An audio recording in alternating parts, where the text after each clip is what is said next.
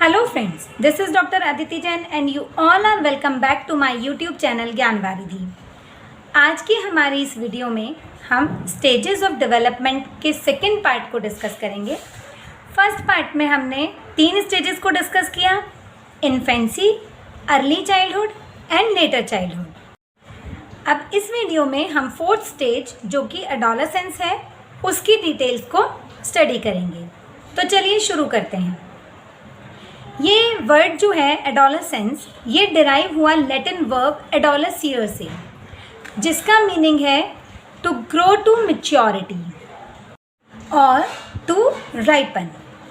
So this term is used to describe that unique age when kids start growing into something closer to grown ups.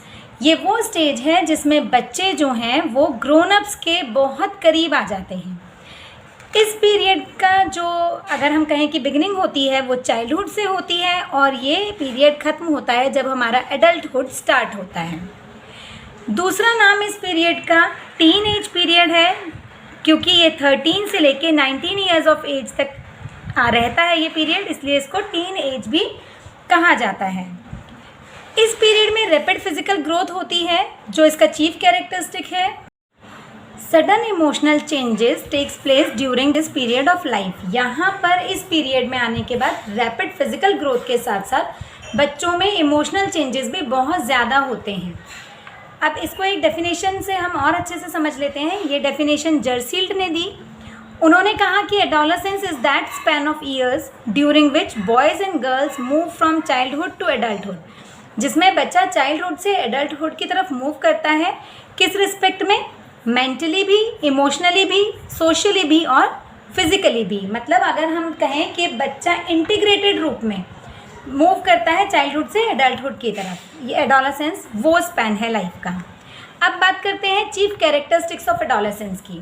तो सबसे पहली बात है इसमें bodily changes. बच्चे की बॉडी में बहुत सारे चेंजेस आते हैं इस पीरियड में। इंटरनल भी होते हैं वो चेंजेस और एक्सटर्नल भी होते हैं। बाहर से देखने पर भी बच्चे की ग्रोथ आपको बहुत अच्छे से दिखाई देगी और इंटरनल जो उसके ऑर्गन्स होते हैं वो भी कम्प्लीटली डेवलप हो जाते हैं इस स्टेज के एंड तक। अब बात करते हैं इंटेलिजेंस एंड मेंटल एबिलिटीज़ की। तो इंटेलिजेंस का जो डेवलपमेंट है वो भी कंप्लीट हो जाता है और बाकी जो और एबिलिटीज़ होती हैं बच्चे की, जैसे रीजनिंग है, एब्स्ट्रैक्ट थिंकिंग है, अटेंशन है, कंसंट्रेशन है, ये सब भी कम्प्लीटली डेवलप हो जाती हैं by the end of this stage. Now stability in interest. Up to 15 years of age बच्चे का इंटरेस्ट जो है वो बदलता रहता है, लेकिन 15 ईयर्स के बाद बच्चे के जो इंटरेस्ट हैं वो स्टेबल होने लगते हैं। वो अपनी लाइफ में स्टेबिलिटी के लिए सोचने लगता है और अपने डिसीजंस अपने इंटरेस्ट के बिहाफ पे लेने लगता है। Next is spirit of self respect and aspiration for status. बच्चे इस स्टेज में बहुत ज़्यादा एंग्शियस होते हैं अपनी सेल्फ रिस्पेक्ट को लेकर और अपने प्राइड को लेकर। वो लोग चाहते हैं कि उनकी फैमिली में, उनके सोसाइटी में उनकी एक अलग आइडेंटिटी हो और लोग उनको एडमायर करें। Mental independence and self support.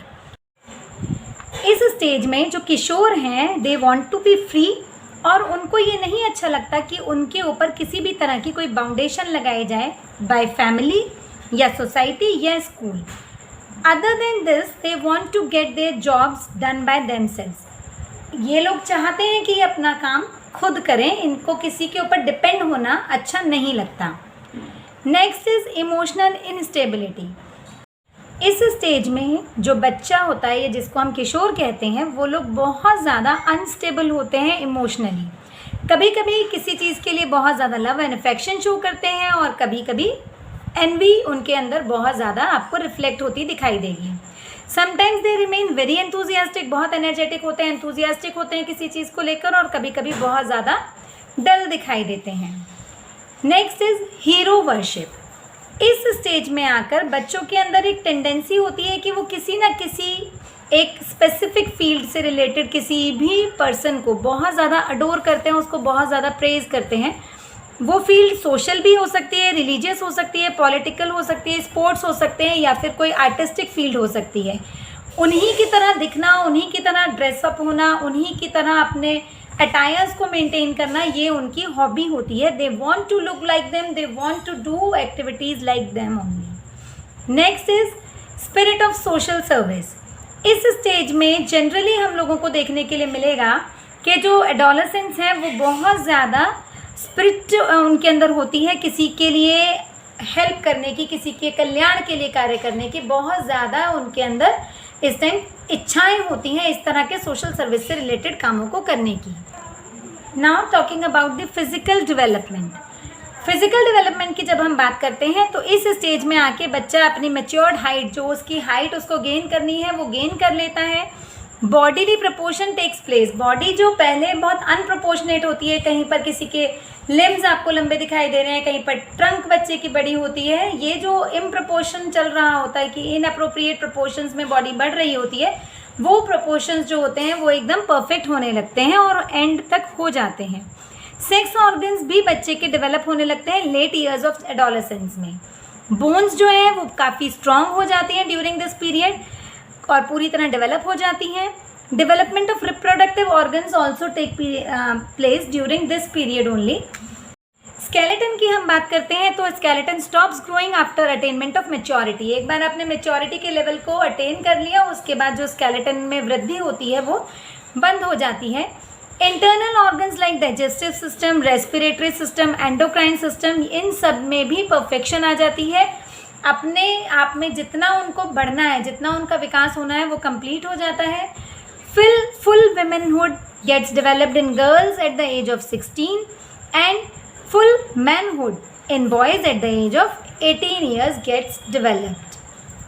Now we are going to talk in terms of intellectual and mental development. There is a positive correlation between physical growth and intellectual development.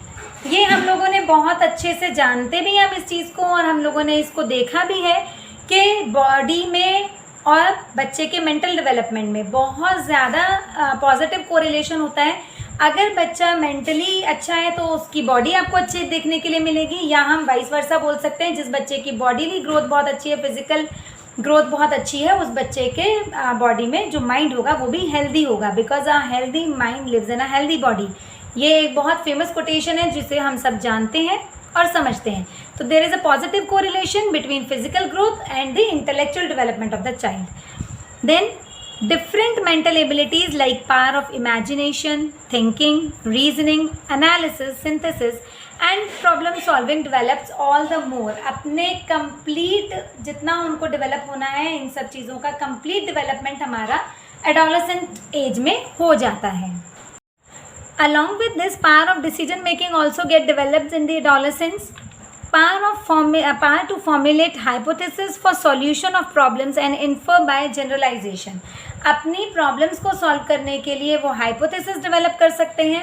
Hypothesis मतलब tentative reasons, tentative causes of their problems, वो उसको find out करते हैं and then after infer भी कर लेते हैं, उसको जनरलाइज कर सकते हैं कि उनके साथ ये ट्रबल है तो किसी और के साथ भी हो सकती है, या इस टाइप की प्रॉब्लम अगर आपके साथ एक बार आई है तो आप दूसरी बार आए तो क्या करेंगे। इस टाइप की एबिलिटी बच्चों के अंदर डेवलप हो जाती है जिससे वो अपनी प्रॉब्लम्स के सॉल्यूशन ढूंढ सकते हैं और साथ में और लोगों को हेल्प भी कर सकते हैं।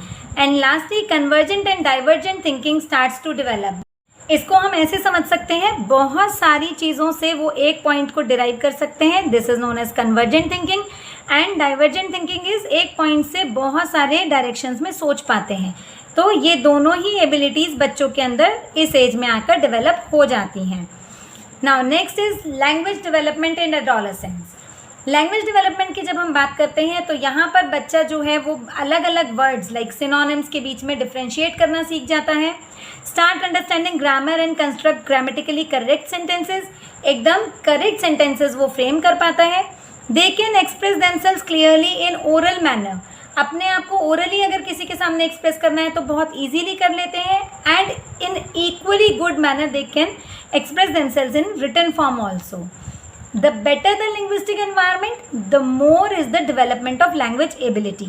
जितना ज़्यादा environment उनको कंस्ट्रक्टिव मिलेगा, क्रिएटिव मिलेगा, उतनी ही ज़्यादा उनके अंदर डेवलपमेंट होगी लैंग्वेज को लेकर।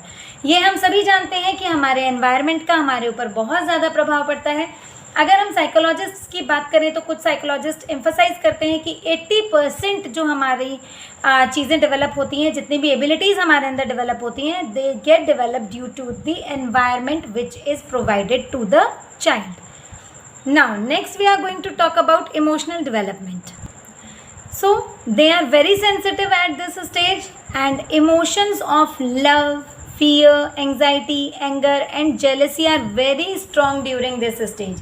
बच्चे जो हैं, क्योंकि हमने पहले भी बात की है कि वो बहुत ज़्यादा इमोशनली अनस्टेबल होते हैं इस टाइम पर, उनको स्टेबिलिटी नहीं होती, मिनट मिनट पे उनके मूड्स चेंज होते हैं। मिनट मिनट से मतलब बहुत फ्रीक्वेंटली उनके मूड्स चेंज होते हैं, और जो इमोशंस उनके अंदर होते हैं वो काफ़ी ज़्यादा हाइपर होते हैं। अगर वो किसी के प्रति ज़्यादा अफेक्शनेट हैं तो वो अफेक्शन बहुत ज़्यादा हाइपर होगा, अगर वो डर रहे हैं किसी चीज़ से तो वो भी उनके लिए बहुत ज़्यादा एक्सट्रीम होता है। तो यहाँ पर इमोशंस जो हैं वो बहुत ज़्यादा एक्सट्रीमिस्ट होते हैं। एब्स्ट्रैक्ट इमोशंस भी इस स्टेज पे आके उनके अंदर डेवलप होने लगते हैं। अब वो अपने इमोशंस को मैनेज करना, कंट्रोल करना, मैनिपुलेट करना भी सीख जाते हैं। एंग्शियस अबाउट देयर फ्यूचर, यहाँ पे बच्चे के अंदर बहुत एंग्जाइटी होती है। स्टैनले हॉल ने कहा भी है कि ये जो स्टेज है वो बहुत ज़्यादा स्ट्रेस और स्टॉर्म की स्टेज होती है, क्योंकि रैपिड फिज़िकल ग्रोथ हो रही होती है। अपने फ्यूचर पर्सपेक्टिव्स को लेके काफ़ी वरिड होते हैं बच्चे, बहुत कुछ उनको फेस करना पड़ता है, उसको हम अभी आगे डिस्कस करेंगे, उनकी प्रॉब्लम्स क्या होती हैं स्टेज की। तो इन सब चीज़ों को लेके वो बहुत ज़्यादा इमोशनली अनस्टेबल होते हैं और एंग्शियस रहते हैं अपने फ्यूचर पर्सपेक्टिव को लेके कि उनको घर के बाहर जाना है, पढ़ना है, कहाँ पर रहना है, क्या पढ़ना है, ये सब चीज़ें उनको लेके काफ़ी वरिड करती हैं। Boys are generally inclined toward courageous tasks while girls are inclined toward artistic tasks. In general अगर हम बात करते हैं तो गर्ल्स जो हैं वो बहुत ज़्यादा इंक्लाइंड होती हैं आर्टिस्टिक कोई भी एक्टिविटी को लेके, और बॉयज़ जो हैं वो बहुत ज़्यादा करेजियस चीज़ों को लेकर इंक्लिनेशन उनका देखा जाता है। Ability to control and bear tension develop, यहाँ पर अभी मैंने कहा पहले कि अपने इमोशंस को कंट्रोल कर सकते हैं और अपनी टेंशन्स को बहुत ज़्यादा हद तक अपने आप बेयर करने की कोशिश करते हैं ऐसे बच्चे। Aspirations to achieve their motto in life gets develop, अपनी आकांक्षाओं की प्राप्ति के लिए बहुत ज़्यादा कोशिश कर सकते हैं, मतलब प्रयास करते हैं इस एज के बच्चे कि वो अपने एस्पिरेशंस मतलब जो उनकी आकांक्षाएं हैं उनको कैसे अचीव करें, उसके लिए बहुत ज़्यादा फोकस्ड हो जाते हैं इस एज में आके।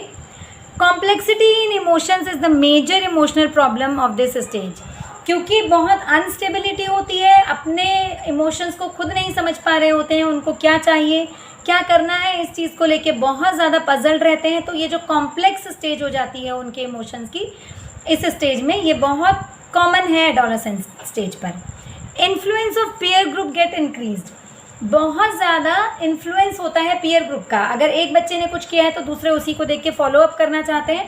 पेरेंट्स का इंटरफेरेंस उनको इस स्टेज पर, किशोरों को, एडोलेसेंस को पेरेंट्स का इंटरफेरेंस पसंद नहीं होता है, पीयर ग्रुप का इन्फ्लुएंस उन पर सबसे ज़्यादा इस स्टेज में देखने के लिए मिलता है। साइकोसिमेंटिक डिस्टर्बेंसेस अकर्स, मनोविश्लेषणात्मक जो स्थिति उनकी बनती है उस चीज़ को लेके बहुत ज़्यादा डिस्टर्बेंस उनकी लाइफ में देखने के लिए इस स्टेज पर मिल जाते हैं। अब बात करते हैं सोशल डेवलपमेंट की। सोशल डेवलपमेंट में tendency of having friends is more, बहुत ज़्यादा फ्रेंड्स बनाना और उनके साथ टाइम स्पेंड करना इस स्टेज में बच्चों को पसंद आता है। Generally attracted towards the opposite sex, दूसरे लिंग के प्रति आकर्षण इस स्टेज में कॉमनली देख सकते हैं हम लोग। They defend their honour and on the other hand give up their comfort for others comfort, अपने मान सम्मान के लिए वो बहुत ज़्यादा अवेयर होते हैं, उनको अपने मान सम्मान की बहुत ज़्यादा चिंता रहती है, तो वो खुद के मान सम्मान को डिफेंड करने में आगे रहते हैं और अपने कंफर्ट्स को, अपने कंफर्ट जोन से बाहर आकर दूसरों को हेल्प करने के लिए उनको अच्छा लगता है। Have sharp intentions of becoming leader, नेतृत्व की भावना उनमें बहुत ज़्यादा होती है और लीडरशिप एटीट्यूड उनके अंदर इस टाइम पर प्रबलता से देखने के लिए मिलता है। अपने ग्रुप के लीडर बनने का उनको शौक होता है इस स्टेज पर। Now we are going to discuss about aims of education at adolescence. सबसे पहली चीज़ कि उनके फिजिकल डेवलपमेंट के लिए उनको असिस्ट करना चाहिए। एजुकेशन का एम ये है कि बच्चों को ये पता हो कि उनका फिजिकल डेवलपमेंट किस तरह से अच्छा हो सकता है, कौन कौन से शारीरिक व्यायाम उनको कराए जाने चाहिए, उसके प्रति बच्चों के अंदर एक नॉलेज या उनको फोकस करना बेसिकली इस चीज़ के लिए। Then to construct proper emotions in them, क्योंकि यहाँ पर इमोशनल स्ट्रेस उनके अंदर बहुत ज़्यादा पाया जाता है, तो उनके लिए ये हमारा एजुकेशनल एम होना चाहिए कि हम उनको प्रॉपर इमोशंस उनके अंदर कैसे डेवलप करें। Vocational education according to their ability, उनकी क्षमताओं के अनुसार उनको वोकेशनल एजुकेशन भी प्रोवाइड की जानी चाहिए। And lastly to inculcate spirit of social service and patriotism, राष्ट्रीयता की भावना और समाज सेवा इत्यादि की भावनाओं को उनके अंदर इनकलकेट किया जाना चाहिए।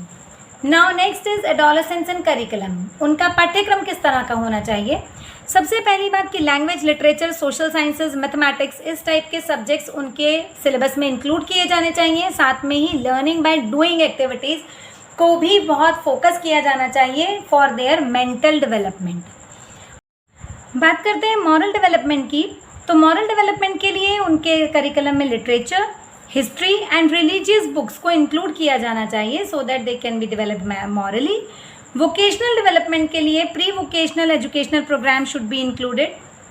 Then for proper development of emotions, subjects like art and music with some social work and cultural activities को इनके करिकुलम में स्पेस दिया जाना चाहिए। आर्ट और म्यूज़िक से बच्चे का एस्थेटिक सेंस डेवलप होता है और वो उनके इमोशंस को डायरेक्टली इफेक्ट करता है।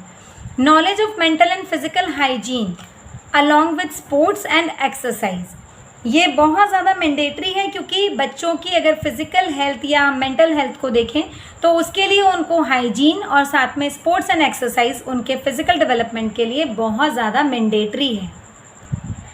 Next we are going to discuss about problems of adolescence. They are having a number of problems और इसीलिए उनकी लाइफ को स्ट्रेस एंड स्टॉर्म की स्टेज कहा जाता है।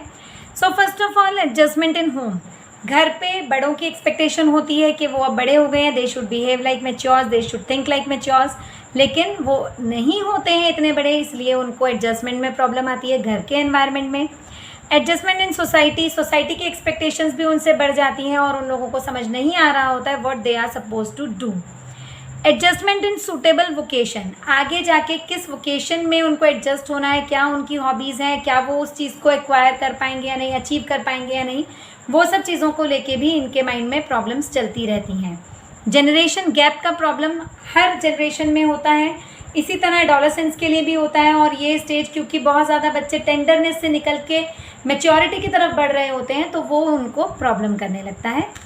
Then developing a sound philosophy of life, अपनी एक अलग फिलॉसफी होती है हर बच्चे की लाइफ की कि उसको क्या फॉलो अप करना है, क्या उसको पसंद है, क्या ना पसंद है, किस डायरेक्शन में जाना है।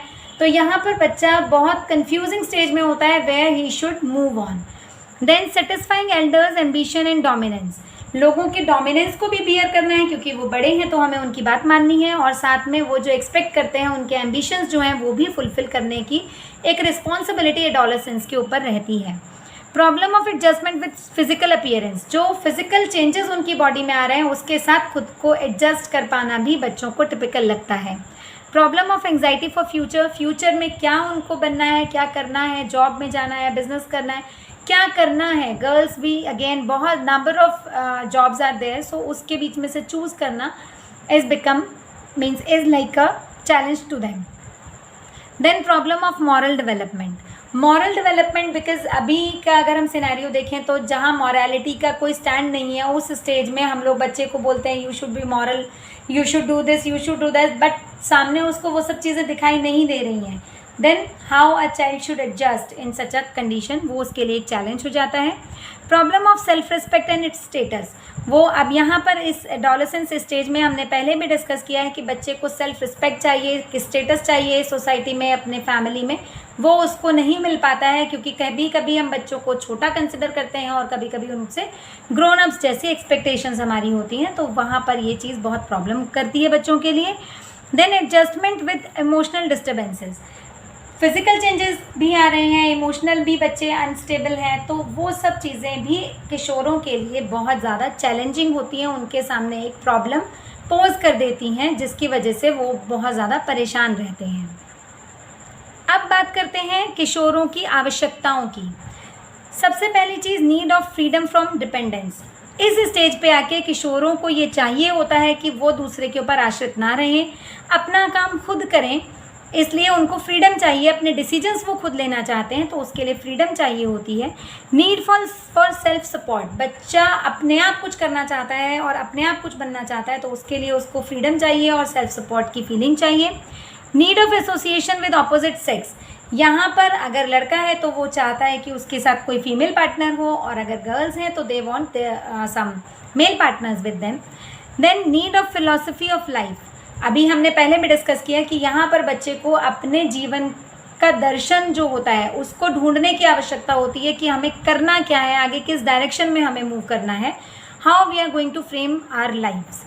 नीड फॉर एडवेंचर, कुछ नया और कुछ एडवेंचरस करने की इच्छा उनके अंदर बहुत ज़्यादा होती है। Need for social approval, society से एक अप्रूवल उनको चाहिए होता है कि what they are doing is good, they want status in the society at this stage. Need to satisfy the ambition of elders, बड़ों की इच्छाओं की, बड़ों की जो एक्सपेक्टेशंस हैं हमसे उसको सेटिस्फाई करना भी एक नीड हो जाती है यहाँ पर। नीड फॉर सोशल एडजस्टमेंट, जो सामाजिक वातावरण चल रहा है उनके समाज में उसके साथ उनको एडजस्ट करना है, ये भी उनके लिए एक आवश्यक चीज़ होती है। नीड फॉर गाइडेंस, बहुत ज़्यादा परप्लेक्स कंडीशन होती है, कई बार किशोरों को गाइडेंस की भी ज़रूरत होती है कि वास्तविकता क्या है और उनको कैसे इन चीज़ों से कोप अप करते हुए आगे बढ़ना है अपनी लाइफ में। Then need of opportunities to prove themselves, अपनी एबिलिटीज़ को, अपनी कैपेसिटीज़ को, अपनी क्रिएटिविटी को प्रूव करने के लिए उनको अपॉर्चुनिटीज़ चाहिए होती हैं। Now at last we are going to discuss about education of adolescence, या फिर गाइडेंस एंड काउंसलिंग उनकी किस तरह से होनी चाहिए। तो सबसे पहले बात कर लेते हैं कि जनरली उनको किस तरह से गाइडेंस एंड काउंसलिंग दी जाए। पहली बात ये कि बच्चों की प्रॉब्लम क्या है, सबसे पहले तो ये जान लें कि बच्चे को क्या प्रॉब्लम है, उसके बाद उसके कॉजेज़ को ढूंढने का प्रयास करें, साथ में उसकी पोटेंशियलिटीज़ क्या हैं, उसकी क्षमताएं क्या हैं, उसकी एबिलिटीज़ को देखते हुए उसको समझें। Then guidance and counselling to solve the problem of his own, उसके बाद उसको दिशा निर्देश दें कि वो अपनी समस्याओं का खुद से समाधान ढूंढे।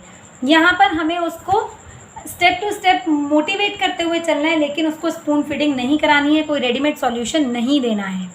देन फॉलो अप प्रोग्राम्स, जब हमने उसको गाइडेंस दे दी, हमने उसको बता दिया कि उसको कैसे करना है, उसके बाद उसको फॉलो अप किया जाए कि वो किस तरह से अपनी प्रॉब्लम्स को सॉल्व करने की कोशिश कर रहा है और उसकी प्रॉब्लम सॉल्व हुई है या नहीं हुई है। नहीं हुई है तो फिर इसी प्रक्रिया को पूरी तरह से दोहराया जाए। Next, involvement in games, co curricular activities, other social and cultural programs should be initiated. बच्चे को different types of games and cultural activities में इंक्लूड किया जाना चाहिए, सोशल और कल्चरल प्रोग्राम्स वहाँ पर इनिशिएट किए जाने चाहिए, जिससे बच्चा अपने वातावरण के साथ एडजस्टमेंट कर सके, जिन लोगों के साथ वो काम कर रहा है उनके साथ सहभागिता कर सके, प्रतियोगिता का भाव उसके अंदर कम हो। Sex education should be imparted, यहाँ पर आके बहुत ज़्यादा ज़रूरी होता है क्योंकि बच्चों के सेक्स ऑर्गन्स भी डेवलप होने लगते हैं, रिप्रोडक्टिव एबिलिटी उनके अंदर आ जाती है, तो यहाँ बहुत ज़्यादा मैंडेटरी है कि बच्चों को सेक्स एजुकेशन इम्पार्ट की जाए। हीरो वर्शिप एटीट्यूड बहुत ज़्यादा होता है, इसलिए उसको प्रॉपर चैनलाइज करने की ज़रूरत है, अदरवाइज़ वो गलत रास्ते पर भी जा सकते हैं। वोकेशनल एंड एजुकेशनल गाइडेंस उनको दी जानी चाहिए समय समय पर। Yoga education should also be given so that they can be physically and emotionally as well as mentally healthy. Then encouragement to read good literature, अच्छा लिटरेचर पढ़ेंगे तो वही चीज़ें उनके आचरण में भी हमें दिखाई देंगी, तो टीचर्स का ये एक दायित्व बनता है कि वो बच्चों को एनकरेज करें अच्छा लिटरेचर पढ़ने के लिए। Then teachers should encourage them to get engage in creative and adventurous activities, teachers को चाहिए कि उनको किसी ना किसी क्रिएटिव एस्पेक्ट के साथ किसी ना किसी काम में इंडल्ज रखें, कोई एडवेंचरस एक्टिविटीज़ उनसे कराते रहें, सो दैट वो बहुत अच्छे से लर्न भी करते रहें और सीखते भी रहें, आगे जीवन में चलते रहें। Then education for social development and social responsibility भी दी जानी चाहिए। आज के समाज में बच्चों को ये पता है कि उनके अधिकार क्या हैं, लेकिन उनके कर्तव्य क्या हैं ये कोई नहीं जानता, तो ये बहुत ज़रूरी है कि सोशली उनको डेवलप किया जाए और उनकी रिस्पॉन्सिबिलिटीज़ क्या हैं वो भी उनको समझाई जाए। Then the education of adolescence should be such which may help them to establish proper adjustment with the prevailing conditions. अगर हम सही मायने में देखें तो एजुकेशन वो है जो हमें हमारे प्रिवेलिंग एनवायरनमेंट के साथ एडजस्टमेंट करना सिखाए। यदि हम अपने एनवायरनमेंट के साथ एडजस्ट नहीं कर पा रहे हैं तो we don't have any right to be called as educated. So यहाँ पर हमें ऐसी शिक्षा का प्रावधान करना चाहिए जिससे बच्चे अपने वातावरण के साथ पूरी तरह से सामंजस्य बिठा सकें। मुझे उम्मीद है कि ये वीडियो आपको पसंद आई होगी। अगर आपको मेरे वीडियोज़ अच्छे लगते हैं तो प्लीज़ उनको लाइक, सब्सक्राइब और शेयर ज़रूर करें। Thank you.